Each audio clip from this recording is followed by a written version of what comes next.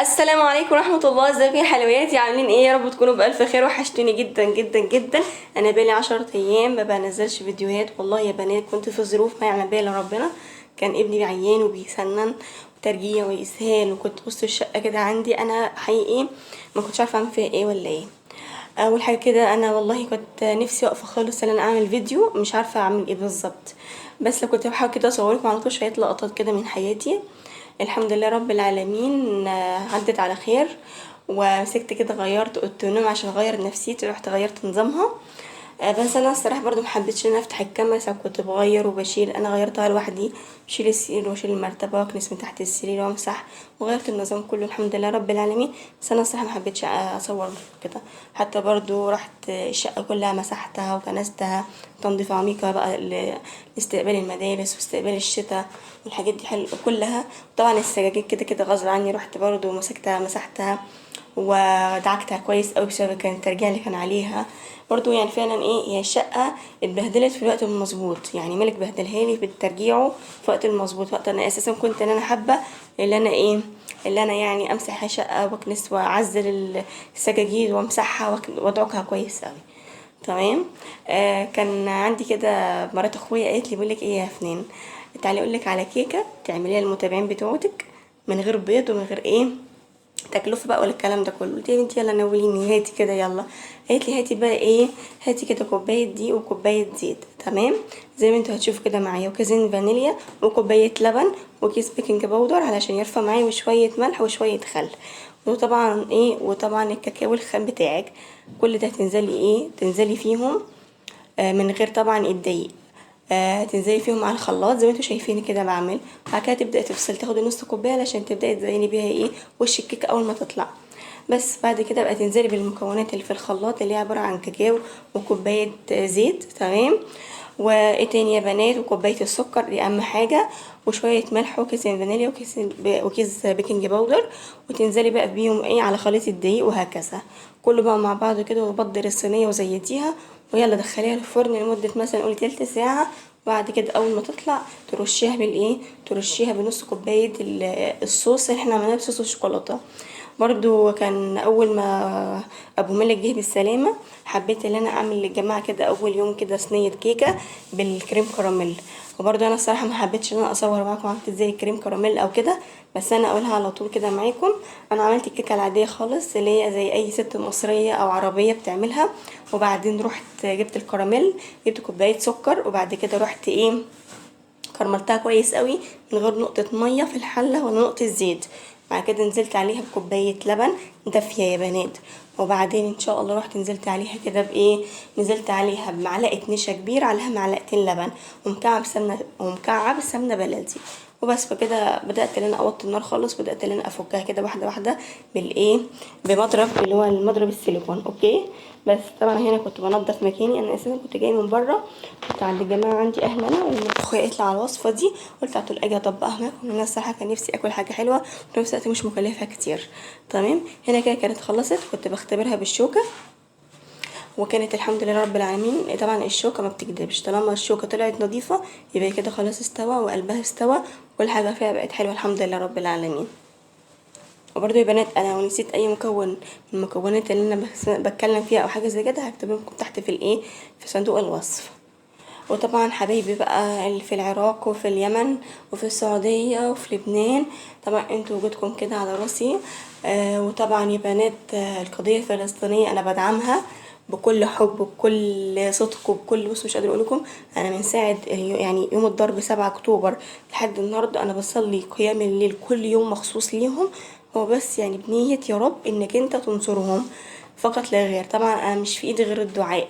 يعني والله لو فتحوا باب الجهاد انا يعني لو انا ولد او ينفع مثلا ان الست تنزل تجاهد او تحارب، انا هبقى اول ايه، هبقى اول الجنود ان شاء الله رب العالمين. ولكن دلوقتي انا ايه، بقرا لهم قران وبستغفرهم وبعمل ايه تاني يا ربي، وبصلي قيام الليل على طول ليهم. تمام. فاحنا طبعا لازم كده نبقى داعمين ليهم. واي حد يا جماعه مثلا سواء دولة كبيرة زي السعودية الإمارات قطر مصر، أي دولة المفروض نقف جنبيهم زي ما هم بيقفوا جنب بعض، احنا لازم برضو نقف جنب بعض. تمام. ربنا يعينهم يا رب وينصرهم ولا ايه، ولا ينصر عليهم. طبعا عندي كيكه الكريم كراميل زي ما بقول لكم. انا يا بنات والله كنت فعلا باخد لكم كده لقطات على طول من اللي انا بعمله، علشان ايه برضو يبقى مش غايب عنكم الغيبه الطويله دي كلها. حتى القطعه الكيكه دي كانت تاني يوم، انتوا متخيلين يعني انا ايه، قسمتها ونزلنا كلناها عند الجماعه اهل ابو مالك، وبعدين دي فاضت قلت اخليها لمين، لميلك وكده. بس يعني بقى الحمد لله رب العالمين، ده كان تاني اكل يوم. جبت كده شوية كبد وقوانص وقطعتهم، وكنت انا شايلاهم في التلاجة بالتتبيلة بتاعتهم، بالبصل والفلفل والطماطم اللي هي تتبيلة الفرخة عامة. وبعدين بقى نزلت كده على طول بشوية زيت. بعد كده رحت جبت كيس من التلاجة فكيته كده على طول، وبعدين بقى نزلت عليهم بالبصل. بعد كده قلبت لحد ما كله كده اتبل في بعضه واتدبل مرة واحدة. بعد كده نزلت بقى كوباية رز كده حلوة مغسولة، وجبت الفرخة كاملة متكاملة، تبلتها من بره جوه وكل حاجة بالتتبيلة اللي انتوا عارفينها تمام. وطبعا سبت الرز لما يهدى خالص، اللي انتوا شايفين دلوقتي البخار بيطلع منه، بس انا سبت الرز لما يهدى خالص خالص خالص. طبعا يا بنات انا صوتي زعلان، وانا الصراحه قافله قوي قوي قوي، وانا اساسا مش كنتش حابه انزل فيديوهات خالص اليومين دول، لان انا فعلا في فتره كده حاسه ان انا فتره نقاهه. يعني فعلا انا اتبهدلت قوي من مالك، وفعلا ربنا يعين كل ام في مرحله التسنين او مرحله الفطام او مرحله. بصوا فعلا الام بتتعب يا جماعه، فعلا الام بتتعب قوي. يعني اقل حاجه انا فعلا قافله ان انا انزل فيديوهات، انتوا متخيلين؟ فانتوا بقى كده ادعموني باللايك والكومنتات علشان ارجع بقوه زي ما كنت. بدأت كده امسك شوية الرز بالخلطة، وطبعا تبلت تحت الجلد واللهم صل على محمد. طبعا اهم حاجة انا تبلت طبعا الفرخة من جوه وبره بالتتبيلة العادية بتاعتها. والرز ما شاء الله عليه طلع جميل، ولا مهري ولا مستوي زيادة عن اللزوم، طلع في المظبوط. بص يا بنات انا فعلا بقى يعني اكتر كومنت او حاجه ضحكتني قوي تمام على الفيس، بيقولكم اسرائيل ما لحقتش تعمل موف اون من 6 اكتوبر. يلا هوب اديناها بالقلم 7 اكتوبر، 7 اكتوبر بالقلم على وشك يوم 7 اكتوبر فلسطين ان شاء الله ربنا يجعلها من الناصرين، اللهم امين يا رب العالمين.